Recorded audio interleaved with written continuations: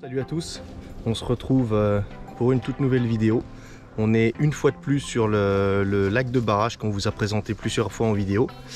Donc c'est un format différent car la semaine prochaine c'est un enduro pour moi, donc pas de bateau. On se force à tout jeter du bord, à amorcer du bord. Donc on va vous emmener dans notre aventure pour ce week-end et j'espère que ça vous plaira. Ouais, les temps est pas mal pêché en ce moment. On a entendu dire qu'il se faisait pas beaucoup de poissons quand même. Moi je suis venu la semaine dernière, j'ai fait que 2 poissons. Pourtant sur un poste qui d'habitude rapporte un peu plus de poissons. Donc bon, on reste confiant. Moi je suis avec mes appâts que je roule classiquement. Donc normalement on devrait réussir à tirer notre épingle du jeu. Il n'y a pas de pression. Les temps a beaucoup baissé cette semaine. Là je pense que il tire dessus pour le canal. Là le tourisme recommence, donc bon, il baisse. Est-ce que ça joue sur l'activité des poissons? On verra bien. En tout cas, on va essayer au moins d'en prendre une et puis de passer un bon moment ensemble.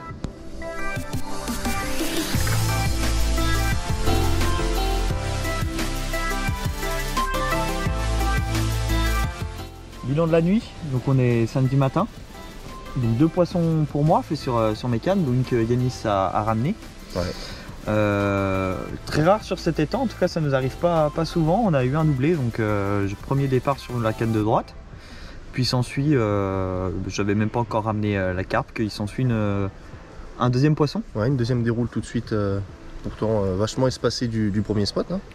Ouais, assez espacé, ouais, et puis pas du tout la même distance. Donc là, on pêche un peu moins loin que d'habitude quand même. Ouais. À part pour ma part, en fait, c'est un lac un peu particulier. Bon, on a tendance à dire la maladie de la berge d'en face, mais il s'avère que sur ce lac, les berges d'en face sont très encombrées, donc il se fait souvent plus de poissons en face. Là, ça fait quelques semaines, dû à la baisse du lac, il se fait beaucoup moins de poissons. Donc j'ai voulu vérifier par moi-même, pêcher sur la berge d'en face. J'ai pas fait de poisson cette nuit, pas une touche, pas un bip, rien. Esteban, lui, il a choisi la stratégie, il a reculé ses montages de 20 mètres, donc il est un peu plus bas dans la cassure, pas du tout en bordure, et il s'avère que c'est là que ça a déroulé. Donc je sais ce qu'il me reste à faire pour ce soir, hein, pêcher moins proche du bord. Si elle n'y passe pas, elle ne risque pas de se nourrir sur notre amorçage. Bon, on vous présente ces 2 jolis poissons, pris dans une intervalle de 5 minutes. Les 2 poissons ont été pris sur les cannes d'Esteban. Il m'a gentiment laissé le combat car il était en plein combat de sa jolie commune. Ah, des beaux poissons, hein, ouais. Bien calibrés, le même poids, à 100 grammes près, ouais. Le même poids. Donc je pense que c'était un banc qui est passé sur les cannes. Très clairement. On va se dépêcher de les mettre à l'eau, pas les laisser plus longtemps hors de l'eau. Et puis on se retrouvera pour une présentation de montage. Allez!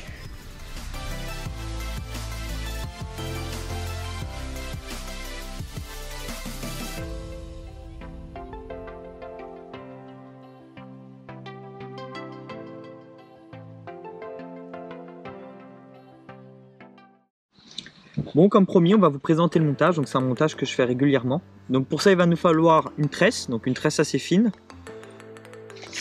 un morceau de fluorocarbone, donc ça c'est du 35 centièmes, un hameçon type Kershank, moi j'utilise les Corda en taille numéro 4, un micro émerillon tout petit, un morceau de gaine thermo, et puis un anti-tongue sleeve type court, celui-là il est court. Donc voilà, je vais vous présenter le montage d'un peu plus près. Pour commencer, on va couper un morceau de 10 cm de tresse. Donc on va passer 2 fois dans le même anneau de l'émerillon.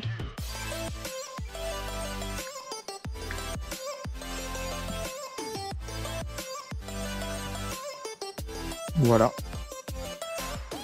En laissant un tout petit peu de marge, comme ça. On va prendre notre hameçon.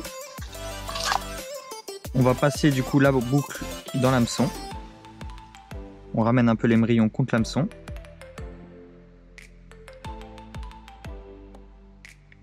Ah, comme ça, parfait. Et on va repasser les 2 morceaux de tresse dans l'œillet. L'objectif, c'est d'avoir notre émerillon avec une boucle pas trop grande et les 2 morceaux de tresse qui reviennent donc dans l'anneau.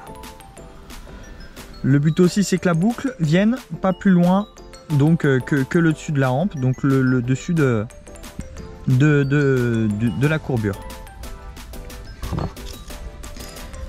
Maintenant on va prendre le morceau de fluorocarbone qu'on va passer une première fois dans ce sens, donc de la pointe vers l'extérieur. On va tourner en incluant la tresse dedans. Donc on va tourner environ 7 tours.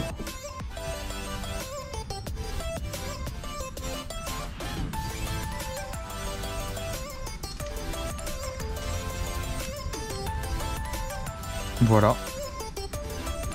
Et on va repasser cette fois-ci de l'extérieur vers l'intérieur de l'hameçon.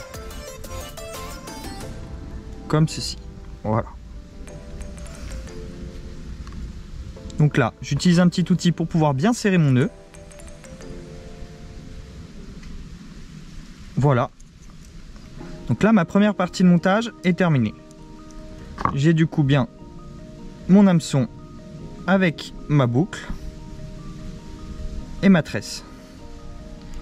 Donc là, on va couper l'excédent de tresse en laissant une petite marge.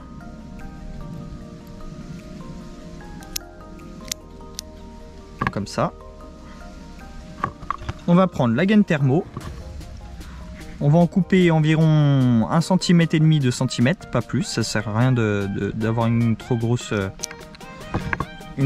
longueur. Trop grande longueur, pardon. On va la passer du coup dans le fil. Comme ça. Et on va la venir la positionner. Juste comme ça. Donc, pour venir recouvrir le nœud. Et avoir environ 5 mm. Donc d'espace entre l'anneau et le restant. On va passer le fil du coup dans l'anti-tangle sleeve. Voilà. Donc là on choisit environ la longueur du bas de ligne qu'on souhaite avoir. Donc là en l'occurrence je pêche avec des bas de ligne qui font environ 20-25 cm, pas plus. Voilà. Et là on va effectuer une boucle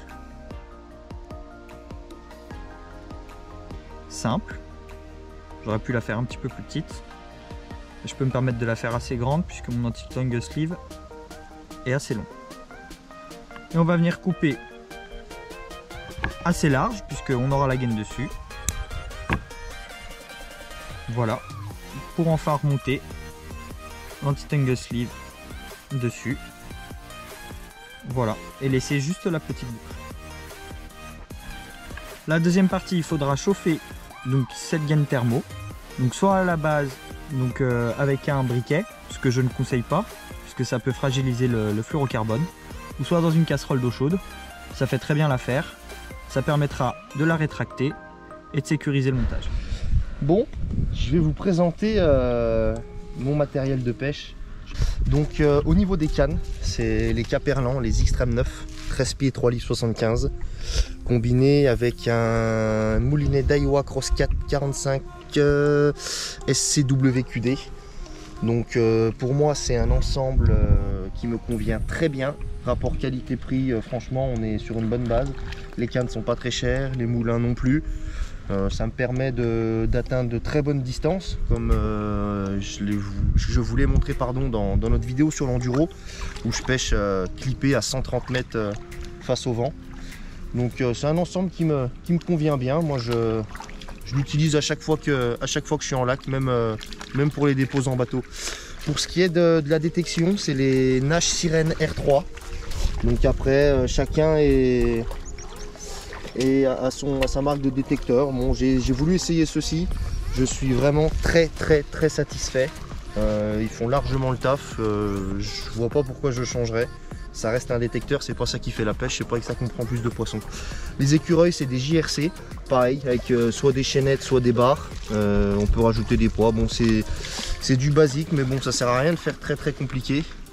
Et moi je pêche très rarement en piquet, en retraite pardon. J'utilise essentiellement des piquets, que ce soit en lac, en rivière, en canal, c'est 100% piquet. Je suis vachement plus confiant. Moi il est 18 h, je retire les cannes pour me retendre propre pour la nuit, en espérant sortir enfin mon premier poisson de cette session. Je viens de remonter ma canne et comme vous pouvez le voir, elle a été démontée par les poissons-chats. Donc là Esteban m'a gentiment prêté des bouillettes. Moi j'utilise des bouillettes du commerce. J'ai pas eu le temps de rouler, j'avais pas reçu mes farines, donc j'ai préféré en acheter 10 kg dans le commerce. Donc le montage très simple, c'est comme Esteban. Moi je pêche en nylon, une arrachée enfin de la tête de ligne en fluoro, c'est du snag leader sur cette canne. Le montage c'est le même qu'Esteban, le clip long, le plomb, un petit angle. Donc moi par contre j'ai juste un anneau, j'ai pas de petit émerillon. On passe le bait floss dedans, la bouillette avec un maïs jaune, ça marche beaucoup ici, donc j'hésite pas. Je viens régler comme je le souhaite mon montage et ensuite donc je coupe, pas trop laisser d'excédent, et avec mon briquet j'ai juste à venir brûler, hop, et faire un petit tampon. Et là le montage, il est parfait. La canne elle est clippée au ras des arbres en face. Je vais quand même en laisser une en face. J'aime bien persévérer et me démarquer des autres quand même. Et j'en rapprocherai une, ma deuxième canne, je la rapprocherai 20 mètres avant la bordure d'en face.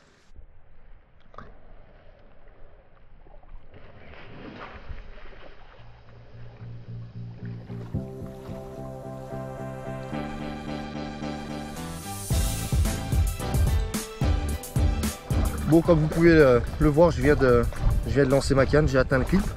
Donc bon, je connais pas la distance exacte, donc j'utilise, comme vous pouvez le voir, un petit élastique rose qui est là juste à côté de ma tête. Ça me permet en plein combat tout simplement de pouvoir reclipper ma canne et d'atteindre toujours la distance à laquelle je souhaite pêcher sans tomber dans les arbres. Donc c'est une technique que j'aime beaucoup utiliser et que je conseille à beaucoup de personnes qui ne veulent pas s'embêter à chaque fois à reprendre les distances stick à chaque fois qu'ils font un poisson. C'est rapide, simple, efficace, ça bouge pas. À la fin de la session on l'enlève ou on le laisse, ça dépend, et c'est super pratique.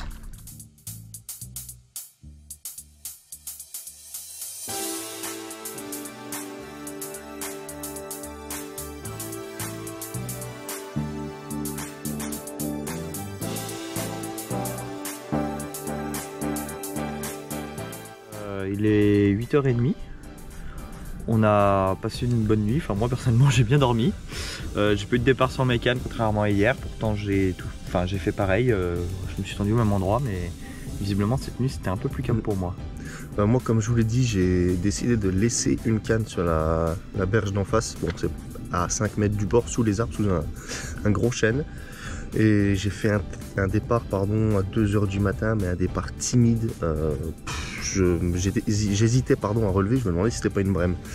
Et au final, c'est une jolie petite miroir qu'on va vous présenter. Elle m'a fait un joli combat quand même. Et c'est tout pour la nuit. Les chats, encore une fois, moi j'ai relevé une ligne, la bouillette était démontée. Et sinon, ouais, très très calme. Moi, c'est plutôt les souris, moi.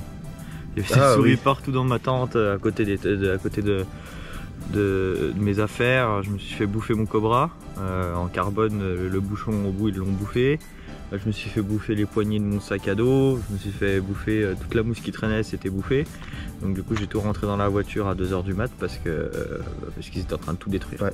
Donc vraiment là, beaucoup de souris cette année, puis pas beaucoup de poissons. Hein. Bon. Voici cette jolie miroir qui viendra clôturer la nuit. J'espère qu'elle ne clôturera pas la session, on restera encore quelques heures, on partira en milieu d'après-midi. Mais bon, je suis content, j'ai quand même réussi à sortir mon poisson. J'ai bien fait de persévérer une fois de plus sur cette fameuse berge d'en face. Ça m'a rapporté quand même ce joli poisson.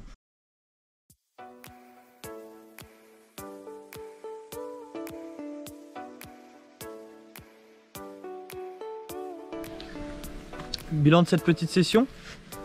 Donc 3 poissons en tout, de la première nuit, une la deuxième.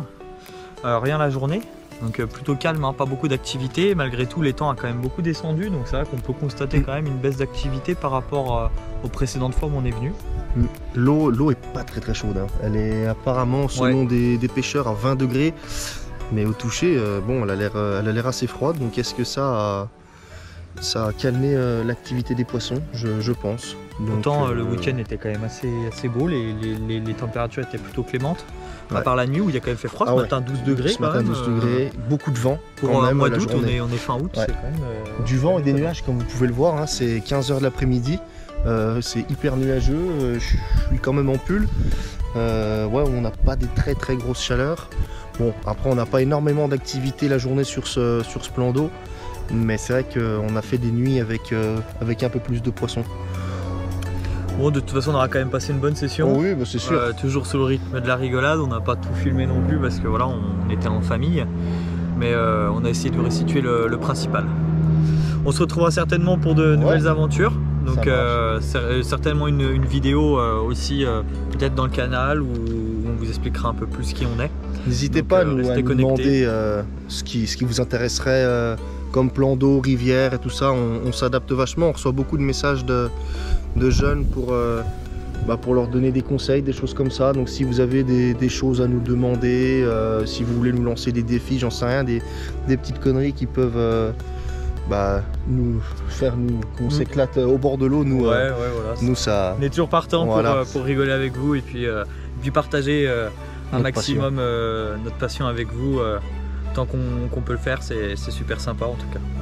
Bon allez, à plus.